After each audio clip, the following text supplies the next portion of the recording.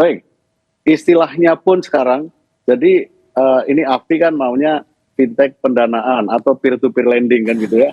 Tapi konotasi yang negatif ini justru ketika kita pun lagi ngomong pinjol termasuk yang ilegal, ngomongnya tetap pinjol kan gitu ya. Jadi ini hal-hal yang memang harus diperbaiki. Tadi disampaikan oleh Mas Cipta cukup wise dan juga Mas Kus juga menyampaikan manfaatnya juga sangat besar. Jadi jangan sampai ini dianggap sebagai malapetaka, tetapi memang ini adalah sebuah kemewahan yang memang memudahkan masyarakat yang memang butuh untuk melakukan pendanaan untuk bulan-bulan yang sangat produktif. Nah, untuk yang pinjol legal tentu saja kita akan menaikkan governance-nya, ketentuannya, dan tentu saja asosiasi sudah bertindak dengan sangat bagus untuk melakukan hal-hal itu. Yang menjadi concern yang utama sekarang adalah bagaimana memberantas pinjol yang ilegal ini. Yang rasanya tidak cukup kalau kita hanya blokir karena bukan. In 5 minutes dari 100 yang kita tutup bisa jadi 200.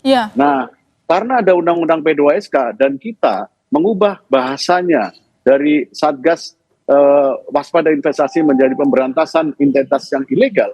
Salah satunya pinjol yang dalam yurisdiksi OJK. Kita akan kenakan mereka pasal yang cukup keras dan kerjasama kita dengan penegak hukum di dalam OJK maupun dengan seluruh anggota Satgas, kita akan pastikan bahwa Google, Meta, dan Kominfo juga kita kerjasama bagaimana supaya tidak mengiklankan hal-hal yang tidak baik. Kemudian ketika mereka beroperasi di wilayah Republik Indonesia kepada warga negara Indonesia, tentu pemerintah dan OJK beserta seluruh anggota Satgas, kita berkomitmen pertama penindakannya harus pasti, harus lebih keras. Karena agar citra pinjol atau peer-to-peer lending legal ini jangan jadi busuk gara-gara pinjol ilegal ini. Nah, ini yang kita akan lakukan agak lebih represif dari yang sebelumnya hanya melakukan blokir-blokir. Kira-kira itu. Ya, Pak Sarjito, mungkin kita sama-sama sepakat bahwa sebenarnya regulator selama ini begitu rajin ya Pak untuk memblokir peredaran dari pinjol ilegal. Tapi kemudian seperti yang Anda sebutkan tadi, mau diblokir berapapun nanti muncul lagi. Diblokir 1 tumbuh 1000 begitulah kita katakan. Nah, apa sih yang dari evaluasi regulator selama ini yang membuat mereka tidak jerah sama sekali meski sudah ditindak berkali-kali? Itu satu. Yang kedua, tadi Anda mengatakan mungkin nanti akan kerjasama dengan platformnya begitu ya, seperti Google dan kawan-kawan. Nah, sejauh ini seefektif apa nanti itu bisa mematikan pertumbuhan pinjol ilegal? Silakan Pak.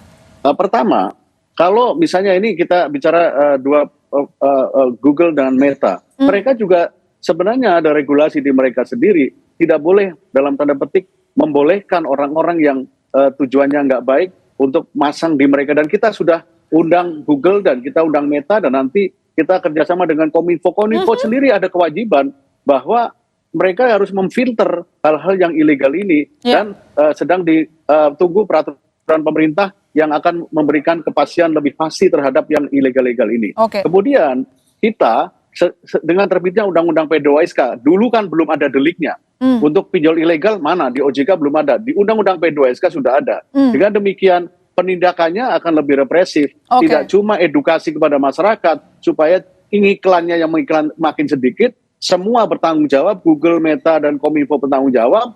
Kemudian kita juga menentukan penindakan yang represif dengan bekerja sama dengan penegak hukum yang merupakan anggota Satgas, baik polisinya maupun jaksanya, agar dikenakan dakwaan dan tuntutan yang lebih memiliki dampak jernih. Kira-kira itu.